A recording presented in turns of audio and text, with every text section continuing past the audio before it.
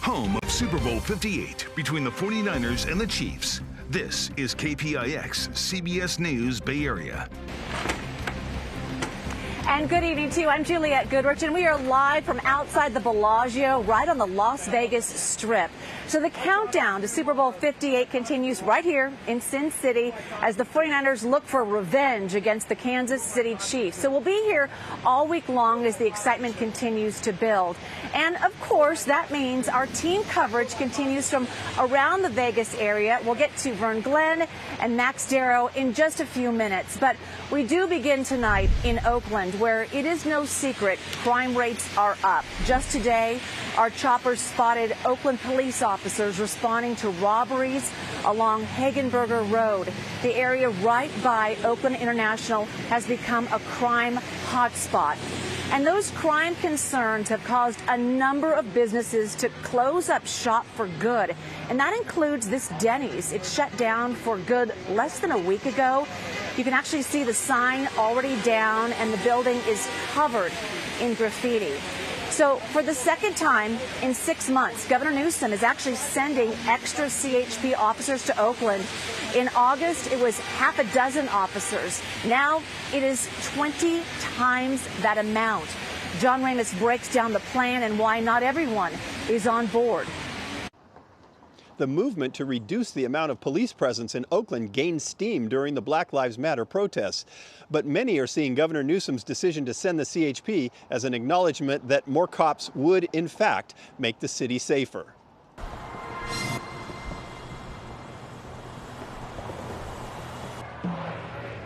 With the call for racial justice during the pandemic, much of the debate in Oakland focused on limiting the role of law enforcement.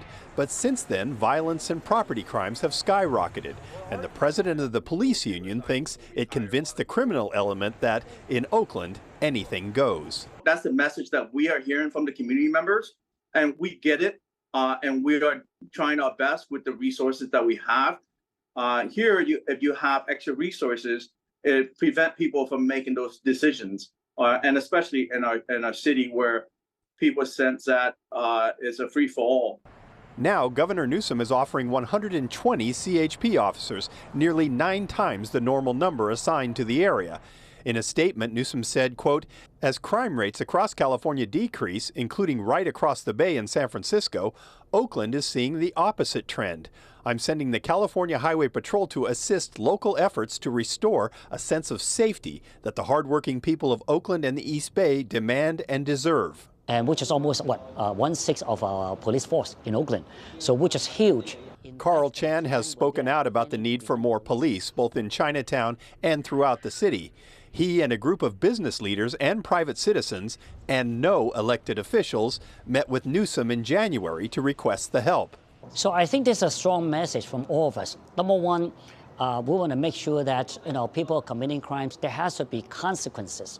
But not everyone is happy about it. Kat Brooks has been a consistent voice for those looking to end the history of police abuse against people of color. It's going to be 120 officers, and I guarantee you it's going to be a lot more violence against our community members. Because what the data absolutely bears out is more police presence, more unnecessary contact between our communities and law enforcement, more police violence.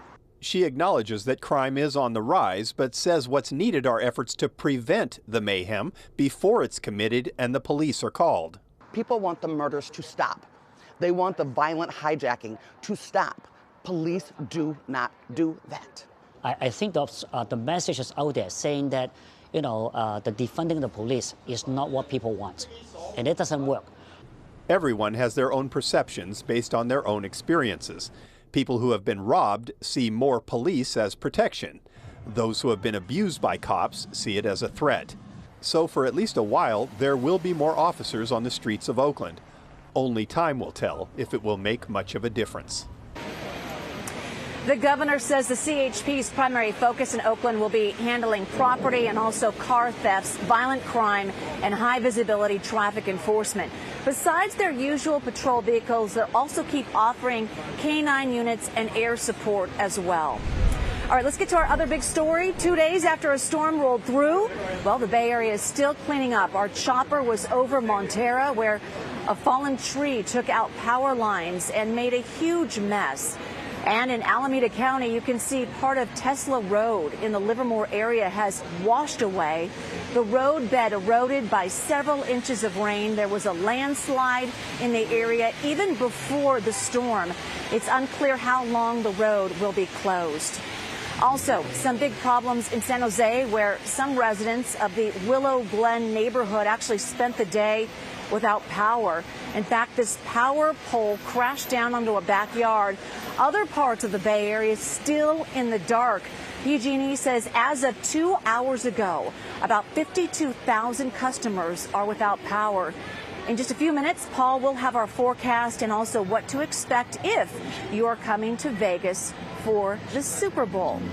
So back to our big game coverage. Opening night, well, it was a media circus. But today, we heard from the Niners in a much calmer setting. So let's bring in sports director Vern Glenn with more on the 49ers' young quarterback, hoping to write his name in the team's history books. Hey, Vern. All right there, Jules. Hey, you know, the 49ers, they got a chance to make history on Sunday. A win would be the franchise's 6th Super Bowl title, tying them with the Steelers and the Patriots for most all time. Now, Brock Purdy, he can also join exclusive company with a victory. He would join Joe Montana and Steve Young as the only quarterbacks to lead the 49ers to a Super Bowl crown. And since being taken with the last pick of the 2022 draft, Purdy has understood the lore of the 49ers and their history. Right when I got drafted, I was like, man, I get to go to rookie minicamp and put on a 49ers logo. And when I look at that, I see Joe Montana, I see Steve Young, like Jerry Rice. I see all those guys. You know, obviously Joe and Steve are the only 49er quarterbacks to win the Super Bowls. For me, I have an opportunity to obviously win the Super Bowl with the 49ers, and I look at it like as such a big honor.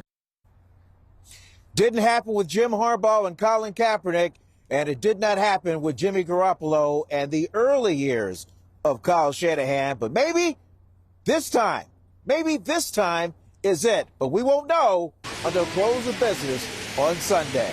Jules? Boy, I just love his cool demeanor, cool under pressure. All right, Vern, and you too. Okay, Vern, thank you. So let's take a live look over the stadium right now, shall we? It wasn't as much as the Bay Area got this weekend, but boy, we have had plenty of rain right here in Las Vegas. So let's bring in Chief Meteorologist Paul Hagan for a look at the forecast for those of you who may be coming here for the game or just to take part in the activities here. Hey, Paul.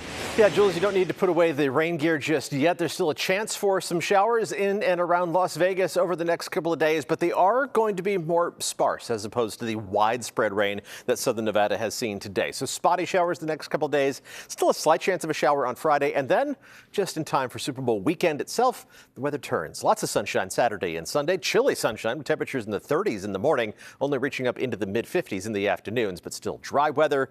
And of course, the game itself is played indoors. If you are lucky enough to be going or just hanging out outside, temperatures outside are going to be in the mid-50s. Indoors, it will be in the low 70s, which is what you would expect with an indoor stadium.